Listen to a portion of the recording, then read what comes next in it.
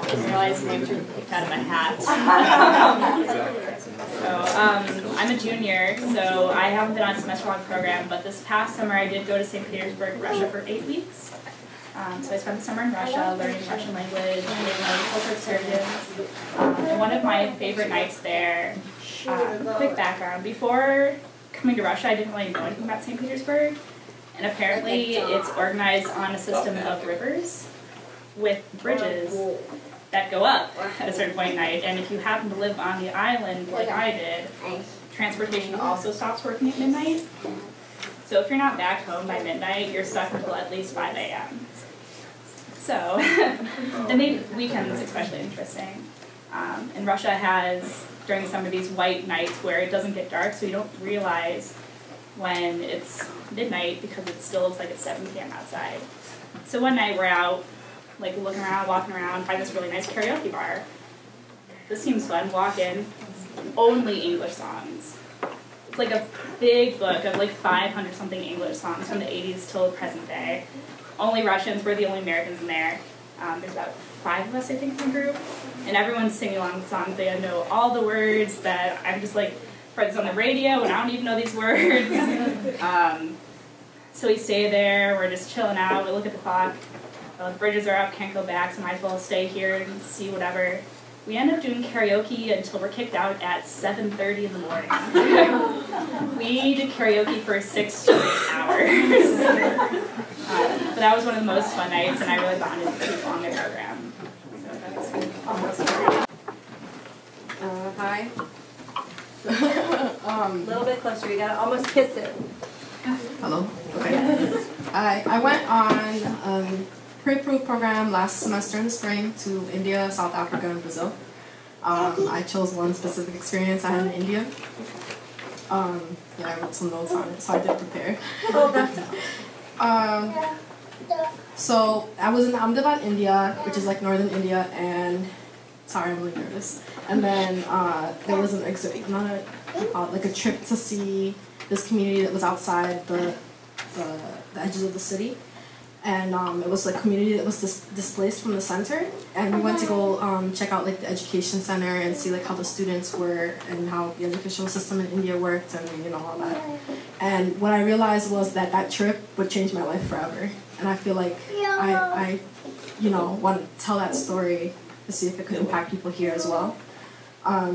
It was a community that it was very poor, and they worked collecting pieces from a junkyard that happened to be in the center of the community. And they would sell that for money in turn to huge car companies like Ford and Nissan and all these other companies here in the U.S. and in Europe. And when we went, I didn't realize that that's what the community did for a job, and the schools were built there, and they were only like 7 to 8 years old, next to this junkyard filled with a bunch of car pieces and tires and things like that. And when we went and we spoke to the teachers, like a lot of the kids suffered from asthma. They were pretty sick. Like teachers would get sick too, even though they didn't even live there. And I was just like in shock because I didn't expect that. And then when we left the community, there was like a power plant right outside the community, and they were actually next to a landfill. It was like a mile away, and it was about like 100 feet tall and had grown over the past like 8 years. And when I asked, like, why is there so much trash? Like, why are people getting sick? They told me that the trash was exported from the U.S. and Canada. That the U.S. Did not want to deal with their own trash, so they, exported it to the communities that, like nobody really cared about. And it broke my heart to see that, and it changed my life. And like since then, like I'm really, really cautious and conscious. Oh, I can't say that. Of what I use. So always really, when I buy clothes and I go to donate it, like, just because you don't see it here doesn't mean it doesn't happen. Like, somebody else has to deal with it. And, yeah, like, I know it's not too positive, but I felt that I was privileged enough to go on this program and I needed to share what I learned, and personally touched me. So, thank you. Okay, hi, I'm Grace. I went to Buenos Aires, Argentina last semester in the spring. And I'm going to tell a story about one trip I took to Patagonia, specifically Ushuaia. So during orientation for this program, it was an approved program, they told us that customer service doesn't exist in Argentina, and I was really confused as to what that meant, but I soon figured that out when my two friends and I went to travel to Patagonia. So there's like 3 main parts of Patagonia that people go to. Calafate is where you fly into, Chaltén is where you do the hike to Mount Fitzroy, which is beautiful. And then Ushuaia is where my two friends and I also wanted to go because it's the end of the world, they call it. And there are penguins there. So we decided to go to Ushuaia for like 24 hours, even though it was like an extra flight and we had to pay for it, but we really wanted to see the penguins. So we get there, and the penguins have migrated, so we can't see the penguins, but we do get to see some seals. So that was like the first bummer. The second bummer was that I traveled with one of my girlfriends and one of my guy friends, and me and my girlfriend had been making all the like reservations for hostels and everything. So in Ushuaia, we're like, our guy friend's name was Teddy. We're like, Teddy, why don't you find the hostel? Like, you haven't been doing anything. So we leave it up to him, and he picks the first hostel that he finds. It's 5 stars, and it's a cabana. It's not a hostel. And it's really expensive. So we ended up staying at like a really nice cabana in Ushuaia for less than 24 hours, which was just the second bummer. But we just kind of got nervous and didn't want to tell the women that we didn't want to spend the money on it. So we just stayed there. And then, after the 24 hours was up, we caught a cab to the airport in Ushuaia. And in Argentina, you're supposed to arrive to the airport 50 minutes early, I think, and if you're not there at check-in 50 minutes early, or maybe it was 40, they don't even let you attempt to make the flight. Whereas in the US, at least they let you like run and try to catch the flight. They don't even let you attempt to catch it. So we get there, and it's exactly 40 minutes beforehand, and we go to check in, and they tell us we can't check in. So that was a bummer. And then, so we go to this guy who's a customer services man. This is where the customer services part comes into play. And this is all in Spanish, and none of us are super fluent, so it's just becoming really complicated, and a lot of things are getting lost in translation. And so this guy says, we're like, oh, we missed our flight, we need to reschedule it, and he tells us, you need to fly back to the mainland, or the continent, or something. And so we thought he was telling us to go back to North America. And we were like, no, we don't want to do that, like we have 3 more months left in Argentina. But what he meant is Ushuaia is like an island, so you need to just get back onto the mainland. You can't take a bus. So after literally like 45 minutes talking to this guy, every time we'd be like, oh, is there a flight to Calafate? He would stop and do all these little calculations on his like calculator or whatever, and then be like, yes. But then there would always be an issue, like, yes, but it's like 1,000, 2,000 pesos or something. So finally we get a flight to this place called Rio Gallegos, which is on the mainland, like it's like a really short flight from Ushuaia, but it's considered the mainland, and we needed to get back to the mainland.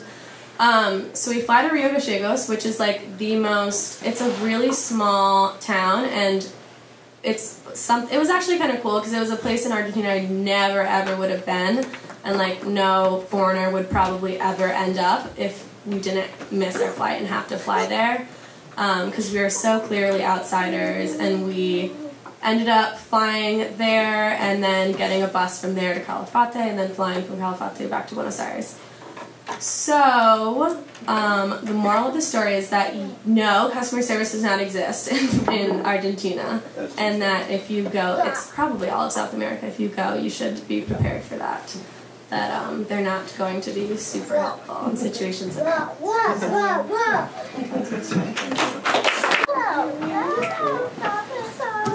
I'm Christy. I was abroad in London with the history program for the spring semester, but this is actually a story about France and how 9 years of high school and college French failed me in approximately 24 hours. So my friend and I decided to go to Paris for the weekend, and we get to this nice little hotel, and it's beautiful, and I always had sort of been told that at least make an effort to speak French when you're in France. It looks like you are trying a little bit harder, not just being that American who comes up and starts shouting at someone in English to try and get your problem solved. Well, we can't figure out how to turn the lights on in our hotel room. And that sounds like a simple problem to fix, but we decided to try and explain this in French. And so we go down to the lobby, and we're trying to talk to this person, and I realize that all the vocabulary that I know is like French literature, or I know the colors of the rainbow and what the weather is doing, and we just sort of muddle out this sentence about lights, lumières, and all sorts of things, and the guy has no idea what we're talking about. And eventually he's just like, English? We try English, he still has no idea what we're talking about. Eventually we figure that out, fine, cool, the lights work, great. Less than 24 hours later, the toilet in our room breaks. So we're walked down, and it's like not a bad hotel, this is like really not an advertisement for this hotel, but we walk downstairs and I formulate this most beautiful, luxurious French sentence in my head. It's perfect. It comes out and it's like, he looks at me, he kind of gives me this look, and I'm like, alright, he kind of knew what I said. He's like, okay, we'll give you a different room. It dawns on me approximately 5 minutes later that the sentence that I said was like not French at all. It was just like a combination of words, and I was like, okay, they hate us. So this happens pretty much fairly regularly throughout the trip. I finally get it in me to ask for like towels in French and things like that, like very simple French sentences. But a lot of times people would just start speaking English back at me. So it's like, okay, we've already failed anyway. And I think my favorite memory was going to a McDonald's for a cup of coffee. I was really deprived of caffeine, and I had this beautiful sentence, and then she asks me in French if I wanted to take it with me or to stay, and I had no idea what she said to me, and I just sort of stared at her with like these big eyes, and she was like, for here or to go. And I was like, okay. So the moral of the story is you can still get around a country, even if you like are kind of being destroyed by the local population who are butchering up their language. We went to Spain, we went to the Czech Republic. People don't speak, necessarily always speak English, but we made it through, and I don't think I insulted anyone too badly in the process, but it was a lot of fun. So I went to Wollongong, Australia on the study group, and I'm going to talk about the time when we went scuba diving, because it was probably the most terrifying experience of my life, and I actually thought I was going to die, so yeah. We had a theme on our trip, and it was what would Wendy not do. So I guess to start the day out, we took pictures, because it was probably as rough of seas as they would let any trip go out. Otherwise, like if it was any worse, they would cancel all the trips. So it was pretty bad. And so we're taking pictures, like, hey Wendy, look, rough seas, great. So like we're heading out there. It's a 2-hour trip by boat to the outer reef. We're at the Great Barrier Reef, actually. I forgot to mention that. So it's pretty cool. And so we're on a 2-hour boat ride, and it's just absurd, and everyone's puking or ready to puke. It's great, I was actually fine, so I was pretty excited, but then, so we get out there, and they're like, okay, who's going first? And they're like, Becca. I was like, how did you know my name? Okay. So, I was like, yeah, we're gonna scuba dive. It's fine, it's fine. Like, they're kind of going over the skills, but no one was looking while he was doing it, because everyone's trying to watch the horizon so they don't get sick. So he's like, do this, and we're like, yeah, okay, like, sure, like, as you're watching the waves go by, like, alright. So it comes time, like, you got all the gear on, like, I was nervous, but I was, like, pretty excited about it, so I was like, yeah, this is great, like, alright. So we get in the water, and I was like, oh man, like, this is pretty terrifying. I was like, I don't know what to do, and they're like, they test you to make sure that you can, like, if your regulator falls out, you can put it back in, like, if there's water in your goggles, and, yeah, there was a point, like, the waves are coming over here, and I was like, okay, alright. So we're doing that, and, like, there was a group of 3. It was actually me, it was Professor Eddie Watkins, and one of the other girls in our group, and she was, like, having none of it. She was like, nope. And I was like, okay. So it's just me and Professor Watkins at this point. We're going scuba diving, and, so I was like, alright, so I went, and they did all the tests, and I told the guy, I was like, I need to go back up for a second. He's like, what's wrong? I was like, I just need to take this in. Like, this is terrifying. He's like, okay. His name was Clive, by the way. Great guy. So I was like, okay, like, I'm fine now. Like, went back under. he was trying to put water in my goggles so I could practice getting it out, but we just gave up on that skill because it was not happening, and I don't think he wanted to go down with no one. So I was like, it's fine. So I didn't realize that, like I've never scuba dived before, so I guess that's probably another important thing to know. But I didn't know that when you breathe out, all the bubbles come out. I kind of forgot, and I kept thinking that, like, my regulator was going to pop out then, so I was, like, death grip on this thing. I was hanging on the rope because they were doing the test with Professor Watkins, and I was like, okay. So he came down, and so we're hanging on this rope, and the guy's signaling, like, okay, now we're going to go down now. I was like, all right, cool, like, we got this. And then Professor Watkins stops, and he's like, he hits the button, he shoots to the surface, and I was like, oh no. And so he apparently had a problem, like, with his ears popping and stuff, but I didn't know that because he can't hear anything. So the instructor's with him at the surface, and I'm just on a rope. I'm like, probably 10 feet down, like, okay. I was just like, they're gonna forget me here. And there's this huge fish named Angus, they told me later. This is giant, and it's just there. And I'm like, hey, what's that? So eventually, Mr. Watkins was fine. I was like, thank God, like, I was gonna be was not ready to handle that by myself.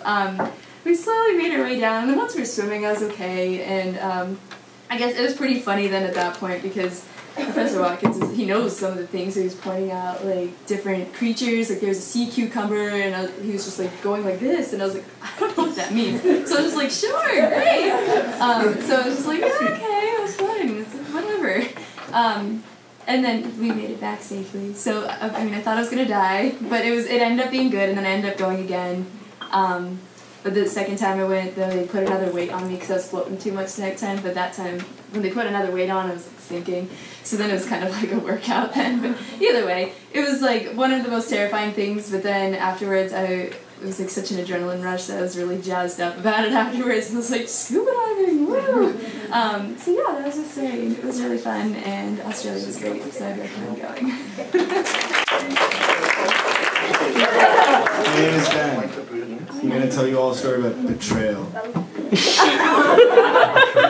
So, I was in London, here's the context, and our professor had planned a trip to Ireland that we all went on. Is that right? Ireland? Yes, it was. And we were leaving to go home, and I think it was about 11 p.m. or something, and I got through airport security, because I'm well behaved and don't do anything illegal. And I was going off to buy myself a tea or a coffee, I think, and then the group me that I'm a part of starts exploding, and they're like, Ben, you did something so bad. And I was hurt, and I was like, what did I do? What could I have possibly done? And they said, get back here, come back. So I went back to where my friends were, and they accused me of, okay, let me just back up a little bit. It turns out that somebody on my program, named Deborah, had tried to sneak a fork, a dirty metal fork, back into the United Kingdom. And at first, airport security confronted Deborah about the fork and said, ma'am, is there a fork in your bag? And Deborah said, absolutely not. But they searched the bag, and there was the fork, right in Deborah's bag. And they accused me. They brought me back. I came running back. I was like, what's wrong? What happened? And they were like, you put the fork in the bag. And I was like, no, I didn't. And the moral of the story is that you should never stop being skeptical of your friends because they might betray you and accuse you of doing something that you didn't do. Thank you.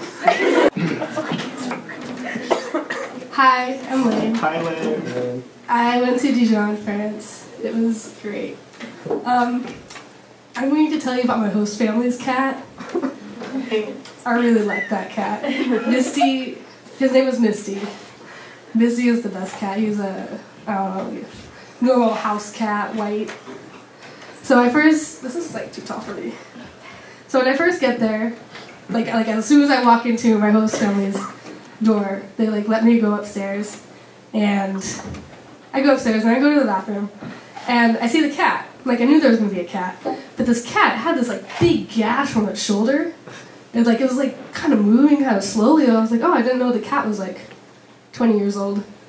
And then like it jumped on my lap, and yeah, he was my he was my best friend in the family for a while.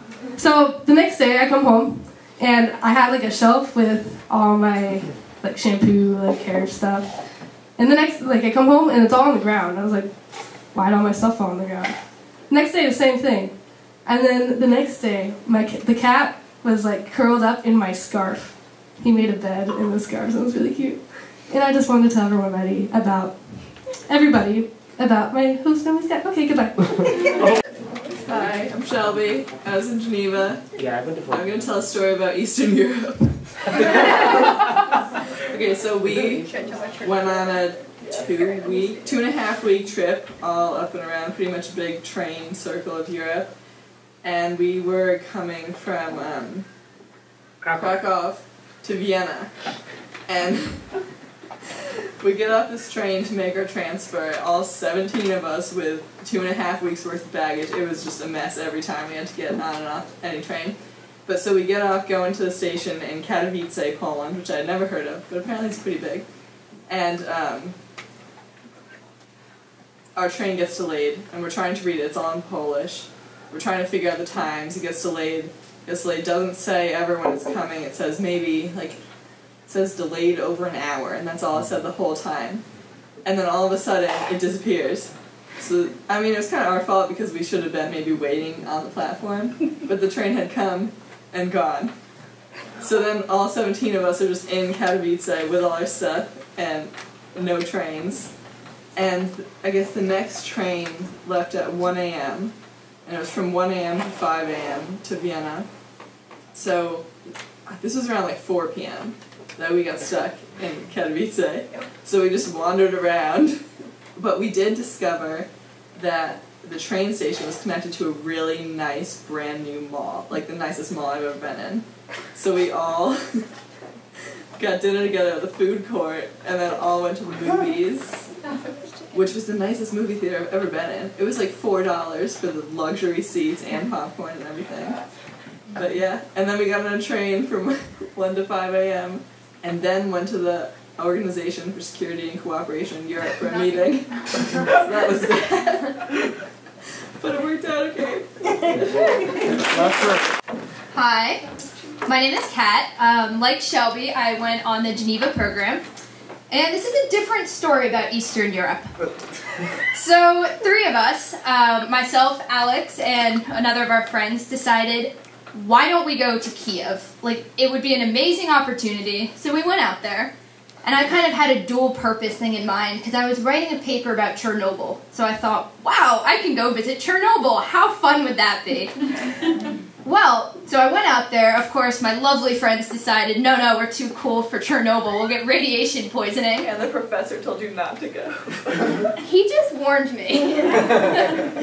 So there I am, all alone.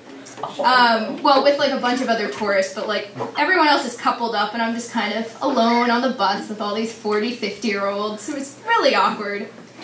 We took this whole tour, and at the end of the day, you have lunch in Chernobyl.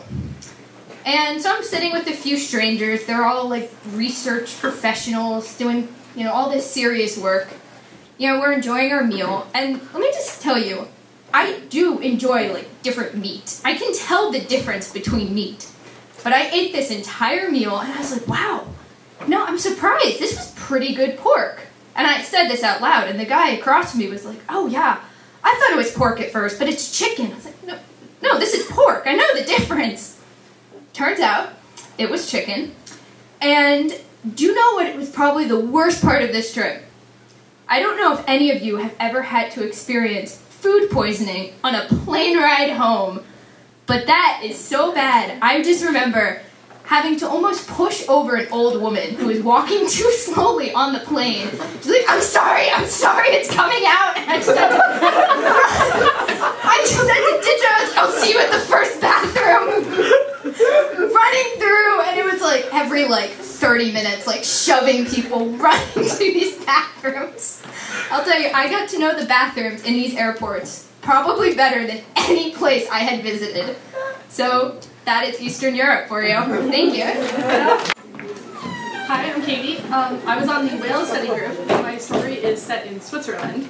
So I spent 2 weeks during my spring break traveling around Europe. I hit like 6 or so different countries, and this was the last stop on my trip.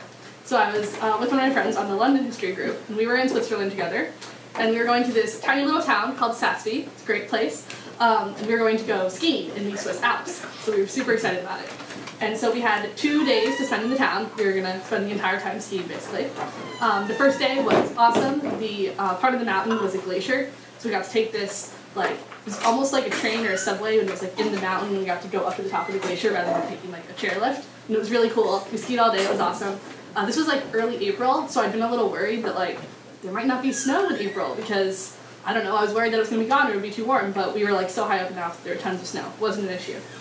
It was a great first day. That night, we were hanging out in town, we were at dinner, and it started snowing. And it was so pretty. This was really the first time, like, all semester that I'd seen snow, because it doesn't snow in Cardiff. So it was exciting, like, we really see the winter for the first time. It snowed all night during dinner, we went back. There was already like a foot of fresh powder on the ground when we got back to our hostel that night. And so this was exciting because powder days are the best days to go skiing on. So even though I've been traveling for 2 weeks and I was pretty much exhausted at this point, I insisted that we set our alarms for 7 a.m. so that we could be the first ones in line at the lift the next day, so we could be the first ones to ski down in the powder. So went to bed, tried to get some sleep, woke up early, went to get breakfast. We had to eat something before we went skiing. Walked into this random little bakery that we found that seemed like it could have some good food, and the lady starts trying to say something to us in German. And neither of us know any German, but we figured that she was just saying good morning and making polite conversation. So we kind of smiled back, pointed to the pastries that we wanted, picked out what we paid for it, and left. It was all good, even though she really seemed like she wanted to talk to us, but there was no hope of us having a conversation, so we just kind of left with our food. Walked to the lift. It was like a 15-minute walk. There was like between 1 and 2 feet of powder. It was a beautiful morning. The skies were blue. It was like the perfect day you can imagine to go skiing. We get to the lift, and we get there like 5 minutes before it officially opens, and it's not moving. The chairlifts are still. There's snow still on the chairlifts as if they haven't been moved all night. And this is a little concerning because they should be running by now. They should have started the ski patrol up the mountain to prepare for the day. So I'm like, oh, it's okay. They probably just delayed it by half an hour because of the snow. They're probably just running late. Like, it's fine, it's fine. So we go into this little like locker room where we stored our equipment the day before, put on our boots, get all dressed up. This takes like 15 minutes to put on so many layers. And we walk back outside, expecting to see everyone at the chairlift now. And there's still no one there. So we look around, kind of trying to figure out why we're the only ones here. We see a group of like 4 people walk by, and they're all carrying equipment, looking like they're gonna go skiing, but they also have like boots and like all this extra equipment that you wouldn't need if you were just gonna be skiing on a chairlift. They look like they're setting out for like an expedition. Like, this is getting more and more concerning by the minute. And then we see this sign by the chairlift where they have a map of the entire ski area, and it has each run and each chairlift marked on it, and each of them has a little light next to it. And the light tells you whether or not it's going to be open for the day. And every single light on that map is red. And then we see a little scrolling bar that says, all installations closed today. And we're very, very disappointed and confused as to why, they couldn't just open an hour later. Like, why are they closed? We figured it was because of avalanche danger, because of all the fresh snow, but normally this is something you can manage and take care of in an hour and you can open later. So we go inside to where they were selling the lift tickets and like running things inside. And we have a conversation in broken English with them and try to figure out what's going on. And they tell us that because it was so late in the season, it's not worth it to open the mountain for the day. Everything's closed. We ask if there's anywhere else nearby we can go. There are 3 other resorts within a half-hour drive, but they're all run by the same people, so those are all closed as well. So then we asked about a refund since we bought a 2-day lift ticket in advance, trying to save a little bit of time. And there are no refunds. So this isn't looking like a very good start today. We have an entire day in this town, and Sassy is a wonderful place, but everyone is there to ski. There is nothing else to do here. We're an hour bus ride away from the nearest train station, and what are we going to do? But we try to make the most of it, so we had our skis and our snowboards. We were all dressed up, ready to go skiing. We took some pictures with the Alps in the background, had a nice photo shoot. We ended up walking over to where like the beginner hill was, and there was like some small hills, and it turns out there were a bunch of families there, all in the same situation as us, not really sure what to do with themselves for the day. So we ended up hiking up this hill, like 10 minutes or so, and then skiing down. it lasted like 30 seconds or so. But it was something. We still got to say that we skied 2 days in the Alps, not 1 day in the Alps. There was like a field of snowmen that all these people had built, so we added one to it and dressed them up in goggles and a scarf and everything. And it ended up being a really fun day, even though we couldn't ski, but we were totally able to make the most of it and still enjoy it. So, that's my story. Well, I meant to plan this out more, but I was so immersed in the other stories. No Snapchatting me, what are you doing? Okay, so I was also in the London History Study Group. But this story takes place in Amsterdam.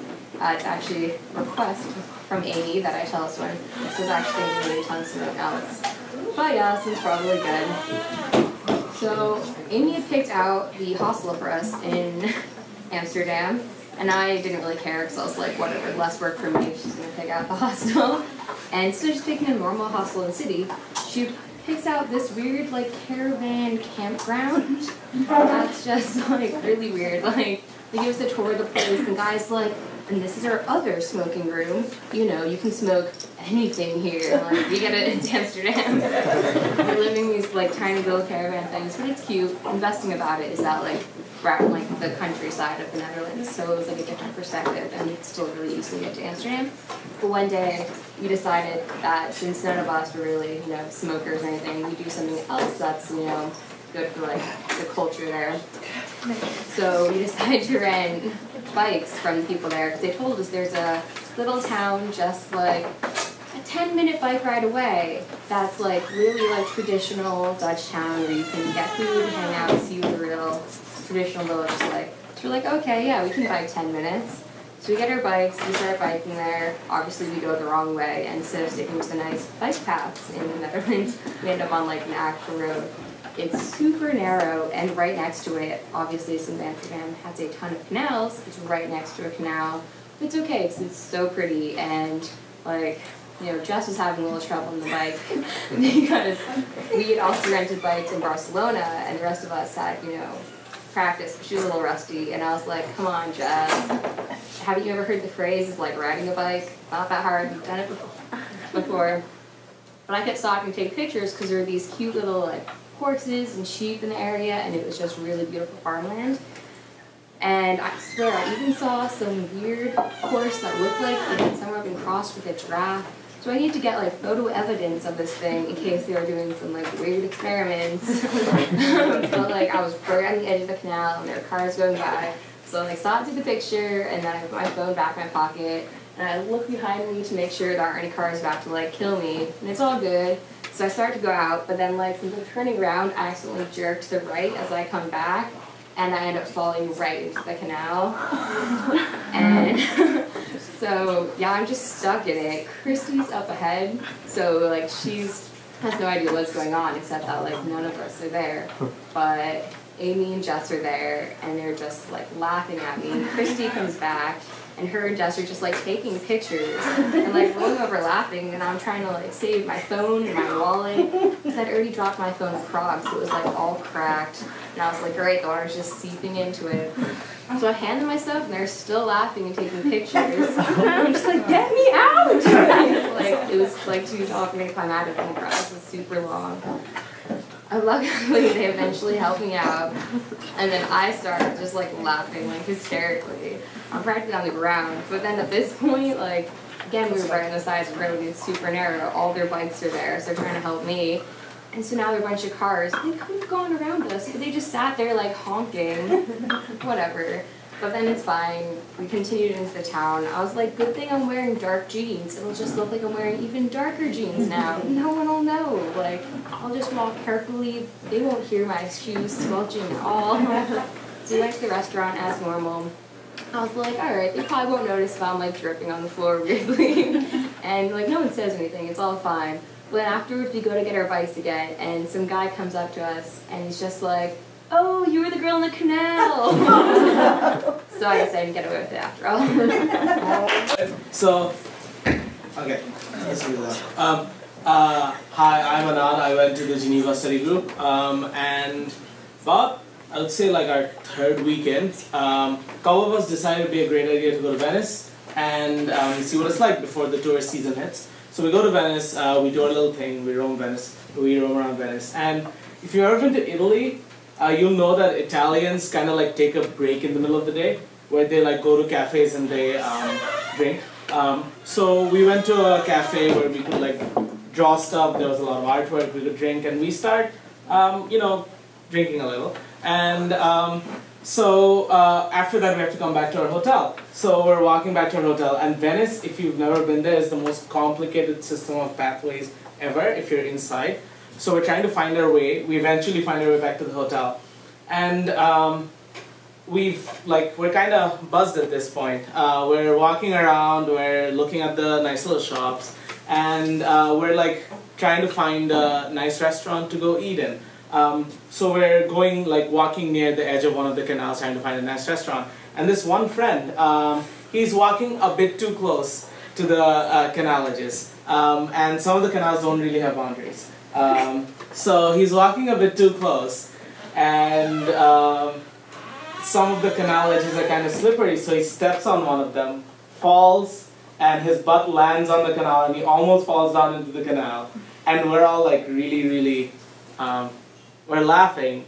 It's very funny because he almost fell into the canal, and this was the first time this happened during the trip, where he almost fell into a body of water. So yeah, moral of the story, if you're in a new city, know what the city looks like before you start drinking a little. So, yeah. Hi, I'm Amy. I went on the London History group, and this is actually a story from after my group ended. 3 of my friends and I decided we were going to backpack around Europe for a little bit, so I think we hit like 8 cities in 2 weeks or something. So a little bit of backstory, I lose my glasses on the first day of the trip in Venice, and if I'm not wearing my glasses or my contacts, I'm basically blind, like I can't see anything that's like less than a foot away from my face.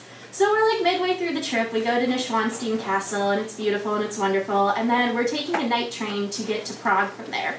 But we have this like 5-hour layover in the Leipzig train station, so we figured, okay, it's not going to be terrible, like, we'll just like chill in a restaurant or something, it'll be fine. Well, we get to Leipzig, and first thing, I have to take my contacts out because my eyes are killing me. So I'm like blind pretty much throughout this entire experience, and my friends are kind of like leading me around like I'm this little toddler or something that can't see and is about to trip over their feet.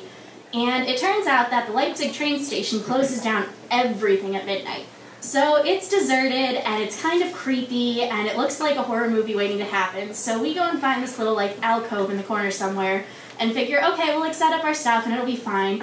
And all of a sudden, like I see these like kind of colors going by, and I was a little bit confused as to what was going on, and my friends are like, oh, there's like this goth convention going on. So there's like all of these people walking around with like chains and spiked hair, and like that was where the colors were coming from. It was everybody's hair going by me.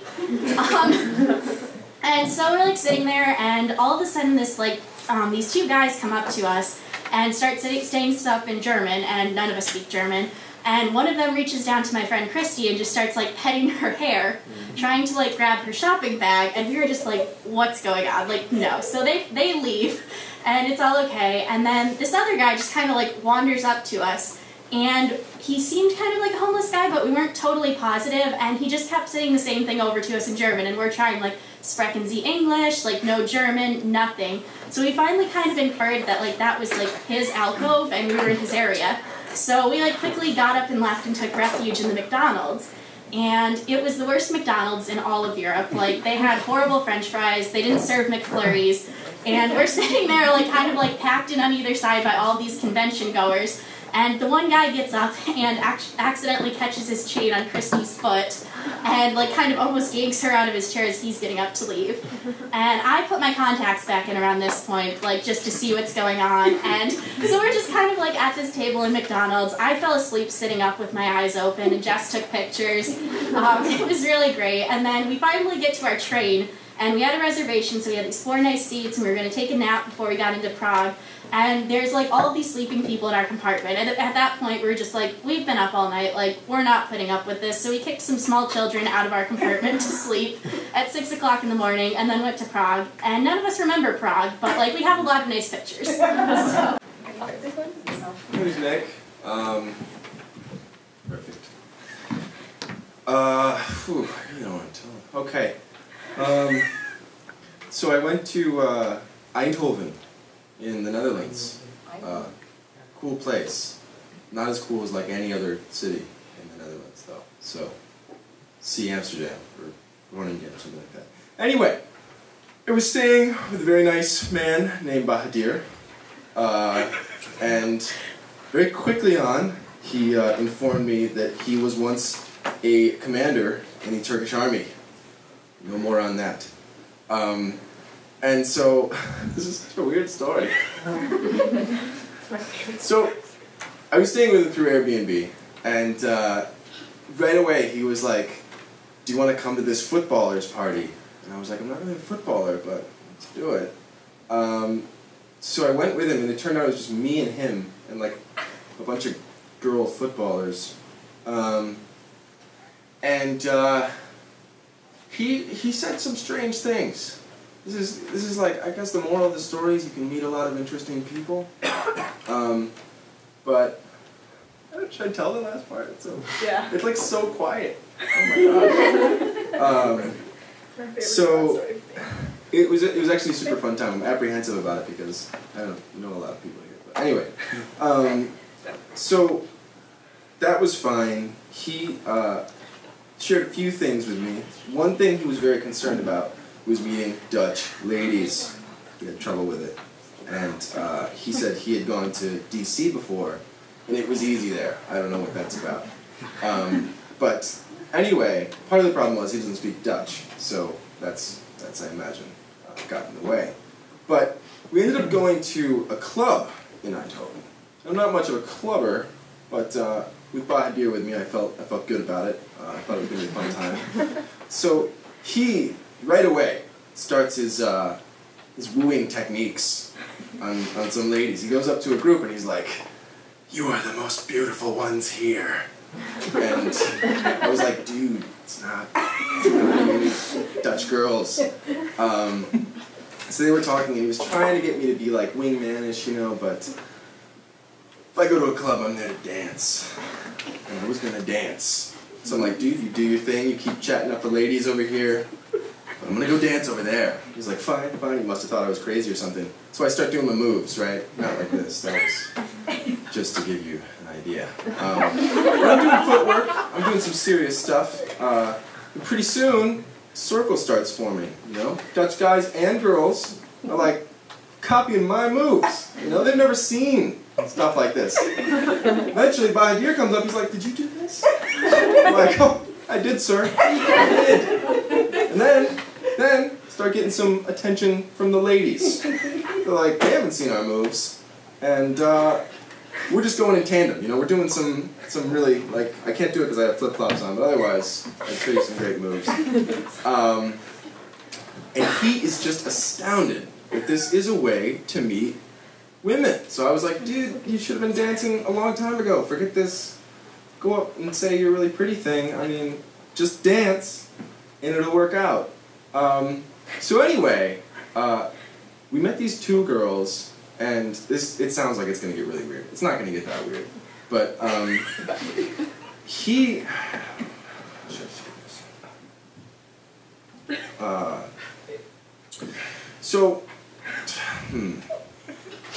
they're very nice, and Bahadir is thinking that perhaps they'd like to come back, you know, and hang out at our Airbnb, like his place. So he is like, "Okay, you'll take a cab with one of them, I'll take another." We had a scooter. I don't know if I mentioned that. You missed that part this time. That was important. That was important to the story. I'll just give some quick scooter background. We're riding this scooter, obviously no helmets, because safety's never first. And it was at night, and it was like the roads were wet. I thought maybe that was it. That was going to be the end. Because he keeps chatting, you know, he's like turning over and chatting. I can barely hear him. But he's saying things like, "Oh yeah, your scooter's not supposed to legally go past 25 kilometers per hour, but I gotta get mine to go 80. And I was like, "Okay." And so we're like hugging turns and stuff. It's a little scary. But anyway, this is his idea. To take these nice ladies back, and he so he says the cab thing, but I'm like, "Dear, I only brought 10 euros. I can't. It's far, you know. Struvelskruiver Street is like really down the way, and I can't even remember how to get there." Which comes into play when he goes, "Okay, I'll take a cab. You drive the scooter." You know? So I'm trying to figure out, like, could I drive it? And do I trust myself? I'm like, I think I could, but I don't know the way back. So we're trying to sort this out. And the girls have gone to the bathroom. So they come back. But he was really excited. He's like, alright, you guys ready? You gonna go back to the house? Hang out, whatever? And then they, they see something along the lines of like, we're gonna hang out here another 10 minutes, if you catch my drift. That's, for guys in the room, that's code. That's like, no thanks, we stay in this place. Bahadur didn't get it. He turned and he's like, so they want to wait 10 minutes more here. I was like, no, they want us to leave, and then they'll go elsewhere. So we go out, and he's like, you know, he's a little steamed about it, but he's like, okay, this was the best solution, because we're never going to figure out that scooter thing. And then later on, I was looking at my Airbnb profile, and I got some feedback from Bahadur. He wrote, very comfortable in new situations. That's all I'll say. Hello everyone, I'm Matt, and I studied abroad in Stockholm with the Swedish program at Stockholm School of Economics. And interestingly enough, this story is actually about Norwegians. So about halfway through our program kind of sponsored this cultural trip up to this town called Björkliden, which is the second northernmost town in Sweden, not quite Abisko, which is up there a little further. But we all went up there to kind of explore ancient Swedish culture, see the northern lights, meet reindeer, and meet the traditional ancient indigenous Sami people, which was going to be great. We all show up at 3 o'clock after a long day of classes on a Friday because they forced us to have classes on Friday for some reason. And they go like, okay, now we're going to take an 18-hour train ride up there. So we are all exhausted. We sat sardined, 8 people in a train car, half the size of Curtis dorm rooms for size comparison. Literally 4 people up on each side. But it was kind of fun. It was all college students, so obviously we tried to bring alcohol, have fun, and they took it away from us when we got on the train. So all of our money wasted, and then we had to pay $12 a beer on the train card to buy beer. So we still managed, though. It was our friend Wes's 21st birthday, so you know we had to celebrate.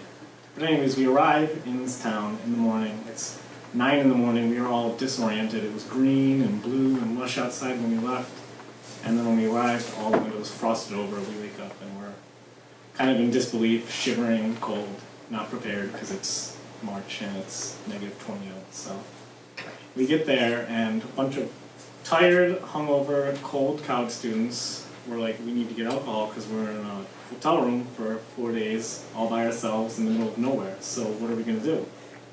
So we find out there's no grocery store, no liquor store, no anything other than a ski resort and a bar that charges probably $20 a drink. So my friends and I think it's a smart idea to go up to the hotel desk and ask them, hey, is there a liquor store anywhere we can get stuff?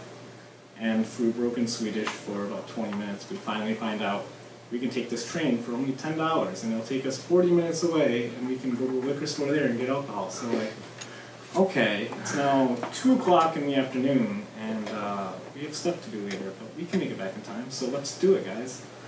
We all take this bus out there, show up at the liquor store. There's this really nice, sweet, kind Swedish girl there. This liquor store doesn't look like the rest of them. We're all kind of like, what's going on?